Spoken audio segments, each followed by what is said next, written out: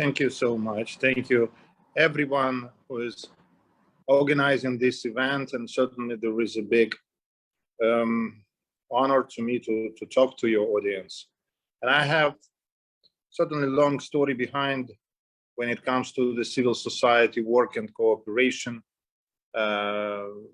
domestically or internationally, including huge story of our cooperation with Romanian partners, and we have a big story probably since early 2000 when it comes to the various expert groups cooperation. And certainly we have to look at the past in order to identify which lessons to be learned from the past in order to move with better practices and better ideas to the future. Certainly, Ukraine, as of today, is under unprecedented threat, and certainly all the mode of our operation is not the normal one. It's rather extraordinary. We are all looking for the opportunities to apply our skills, knowledge, in order to help country to win, to survive, to move forward as European, independent, democratic state. And here, certainly, I see, first of all, this year, if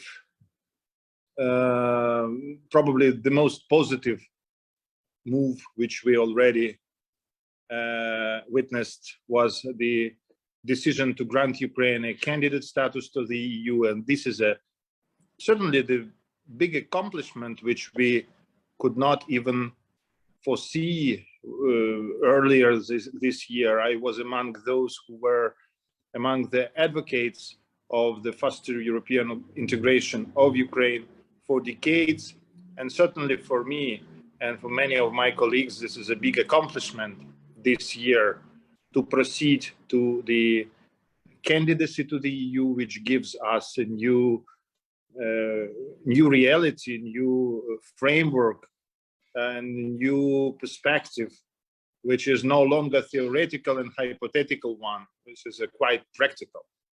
And here I think that the experience of our nearest neighbors, including Romania, is so important, because these countries have already passed through the experience of the European integration membership in the EU, and they have a quite relevant experience on this regard, so which helps us to build our own approach, to build institutions, to build relationships and cooperation relevant to the need of the effective path of European integration. And I think that this is both on the level of government and the civil society, even more important on this level of civil society, because we understand that it is highly important to have an active part of the society as a real stakeholder of the process, because otherwise it may easily just become the bureaucratic issue when it comes to the fulfilling of criteria of membership, and this is some technical elements of this process should not prevail. And here the role of civil society is really significant. When I say about civil society, I have really quite extensive experiences in dealing with many segments of the civil society. And here, personally, I have an origin in the think tank community. I'm a think tanker. I was working for many years as an analyst of international relations and European integration and security. But here I understand that it is not sufficient just to rely upon this high-level civil society level. So this elite of the civil society is not sufficient enough, because otherwise you will have this kind of the perception of this business as a business of establishment. So vice versa, we have to involve as much civil society stakeholders as possible, including those which are normally not necessarily involved. And here I mean various stakeholders from the local level, from the professional communities. I think it's very important to involve professional associations, business associations, and this is quite significant to have them all on board, to feel them as co-owners of the process of European integration. Otherwise, there will be a process highly disconnected from the most active and representative elements of the civil society, those who represent real interests of the national local stakeholders. So that should be an inclusive process. And then the question for us, for those who have a significant experience, is to help civil society stakeholders to build relevant and efficient mechanisms of inclusion, mechanisms of policy consultations, of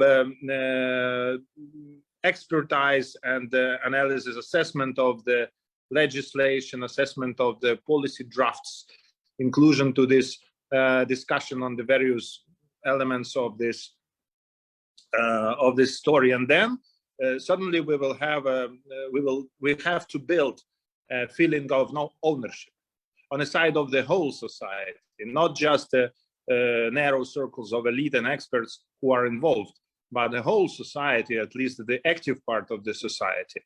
And then we will have certainly this culture of engagement, which is about real European values and principles. So I think that my first and the most important lesson learned from my extensive participation in the civil society networks, exchanges, cooperation, is that even we have difficult partners in the civil society, even if some of them are not necessarily supporting all of our ideas, even if they have some specific interests which are not necessarily compatible from the very beginning with the strategic purpose of integration. Even those have to have an access to the dialogue, to engagement, to policy development, and then we will have built this proper culture of ownership, which is so necessary when it comes to the real European integration. And so here so my sense after all these years is that not only the higher level people have to be part there, but many of those fundamentals of the civil society engagement, and they all have to have a stake in this process, and then it will be I think that kind of process which we all are hoping for. Thank you.